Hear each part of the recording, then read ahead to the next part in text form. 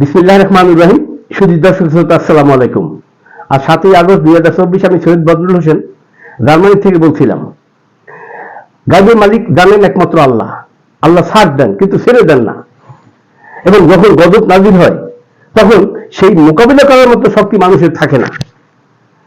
সেইভাবে গজব নাজিল হয়েছে শেখ হাসিনার প্রতি। আমি প্রথমেই বলবো, আমার চিন্তাধারার মতো কথাগুলো বলছি। বিপিনুর কিন্তু বাংলাদেশের জন্য একটা কেউটে সাপ। সে রয়্যাল এজেন্ট এবং সে ইহুদিদের মোসাদের এজেন্ট, দুই এজেন্ট হয়েই কাজ করতেছে। যতবার বিপিনুর অ্যারেস্ট করছে, মারছে, তার একটি আঙ্গুলও কিন্তু নষ্ট হয় নাই। অনেক কথাগুলো বলছে সরকারের বিরুদ্ধে, কিচ্ছু সরকার করতে পারে না, কারণ সে এজেন্ট হলো র এবং মোসাদের এজেন্ট। এখন আসি মেইন কথায়, হাসিনার উপরে কেন গজব নাজিল হইল।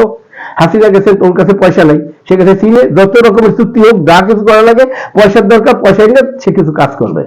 ইন্ডিয়া ভালো চোখে দেখলো না। তখন ইন্ডিয়া মনে করলো রয়্যাল এজেন্ট যে একে চাপের মধ্যে রাখার দরকার। এই দিদি নূরকে খাটাইলো যে ঠিক আছে, তুমি সংস্কার আন্দোলন করো। কোটা সংস্কার আন্দোলন করলো, ছাত্ররা নামলো মাঠে। দেখা গেল কয়েকটা ছাত্ররা গুলি করছে, আর পুলিশ যারা আসছিল শেখ হাসিনার আশেপাশে, কোনো ব্যাপার না, 2013 সালে আমরা গুলি করে কি করে দিছি, আর এটা তো কোনো ব্যাপারই না। কিন্তু সেই গুলিগুলো বিশ্ব বিবেকে নাড়া দিল। পৃথিবীর বহু দেশের বাঙালি দেখলো, এবং সব দেশের বাঙালিরা শেখ হাসিনার বিরুদ্ধে মিছিল নামাইল। তখন এই যে জিবি হারুন, সে করলো কি, ওই ছেলেদেরকে আইনা, তা কিন্তু তার কন্ট্রোলই ছিল, আইনা তাকে খাওয়া দাওয়া সবকিছু করাইলো এবং তাদেরকে রাজিও করাইলো।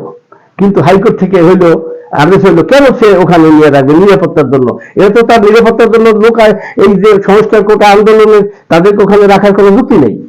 একটা সমালোচনার মধ্যে পড়লো, তাদেরকে সাইডে দিল। ওরাও দেখলো এখন যদি আপুসের কথা বলে তাহলে ওদেরকে মাইরে ফেলবে, পাবলিকই ছাত্রই মেরে ফেলবে, তাদের আর আন্দোলন থেকে অন্যদিকে যাওয়ার কোনো অবস্থাই ছিল না। এরপরে যা হলো, পাবলিক থেমে গেছে। এখন ইন্ডিয়ার কন্ট্রোলে নাই, রয়্যাল এজেন্টের কন্ট্রোলে নাই, মোসাদের কন্ট্রোলে নাই, পাবলিক নেমে গেছে, ছাত্র বাংলাদেশে নেমে গেছে শেখ হাসিনার বিরুদ্ধে। কারণ শেখ হাসিনা যে 15 বছর যত শাসন করছে, মানুষের বিরুদ্ধে অত্যাচার করাইছে, গুম খুন ফাঁসি যা কিছু দরকার তাই সে করাইছে, যে কারণে বাংলাদেশের 95% মানুষ শেখ হাসিনাকে পছন্দ করে না। আর ওই জিনিসটাই ছোটাল বাংলাদেশে ছড়ায় পড়লো। আর তখন রয়্যাল এজেন্ট তারা চিন্তা করলো, না আমরা তো আর সামনে আগানো যায় না, শেখ হাসিনাকে ক্ষমতা রাখতেই হবে। বেশ কিছু ফোর্স ইন্ডিয়ার থেকে বাংলাদেশে আনলো, তারা অস্ত্র সহ বাংলাদেশে আসলো। তারা চেষ্টা করলো কন্ট্রোল করতে, তারাও গুলি করলো, তারা সাকসেস হইতে পারলো না। এরপরে এই যে 5ই আগস্ট তারা দেশে কারফিউ জারি করলো, আর অন্যদিকে ছাত্র আন্দোলনের দ্বারা তারা ঘোষণা দিল, সমস্ত বাংলাদেশে অসহযোগ আন্দোলনের ঘোষণা দিল। এবং লক্ষ লক্ষ লোক, এই কি লোক আছে না আল্লাহ তাআলা তার ফেরেশতা দিয়ে দেখাইছে, আমি ঠিক জানি না। সেনাবাহিনী দেখলো যে এত লোক, সেনাবাহিনীর 2000 লোক হলো 2 লক্ষ, তারা কি করবে বলেন।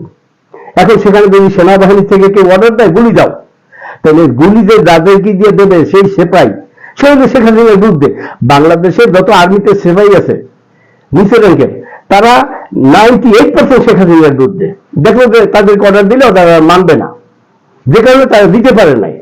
উল্লাসে ফেটে পড়লো মানুষ, এই তো সমস্ত বাংলাদেশে জয় জয় জয়। অথচ শেখ হাসিনাকে আমি 17 জুলাই, 22 জুলাই, 28 জুলাই, 2 আগস্ট বারবার বলছিলাম, মাননীয় প্রধানমন্ত্রী আপনি দ্রুত এই সমস্যার সমাধান করেন আলোচনা করে, আর যদি না হয় ভবিষ্যতে এমন পর্যায়ে চলে যাবে যে তখন আপনার কন্ট্রোলে থাকবে না এবং সরকার পতনের আন্দোলন হবে। কিন্তু সেটি হয়েছে, আপনি দেখেন ফেসবুকে আমার এটা স্ট্যাটাস দিয়েছি 17 জুলাইতে। শেখ হাসিনা পারল না।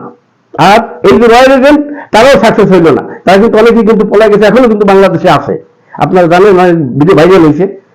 তো এখন কথা হলো, বাংলাদেশ সরকার কিভাবে চলবে এর পরবর্তী পদক্ষেপে আমি জানাবো। আর শেখ হাসিনা যে কাজটা করছে, শেখ মুজিব তো মারা গেছে নিজের ফ্যামিলি সহ, আর শেখ হাসিনা চলে গেল আওয়ামী লীগ সহ। এই আওয়ামী লীগ বাংলাদেশে আর আসতে পারবে না, কারণ সে যে কাজটা করছে, কোনো আওয়ামী লীগ আর সামনে আওয়ামী লীগ বলে দাঁড়াইতে পারবে না। এখন সরকার কিভাবে চলবে সেই ব্যাপারে এর পরবর্তী পদক্ষেপে আমি কথা বলবো। আপনারা ভালো থাকবেন, আমার কথাগুলো ভুল হলে ক্ষমা করবেন। আল্লাহ আমাদের জাতিকে হেদায়েত দান করুন। আসসালামু আলাইকুম ওয়া রাহমাতুল্লাহি ওয়া বারাকাতুহু।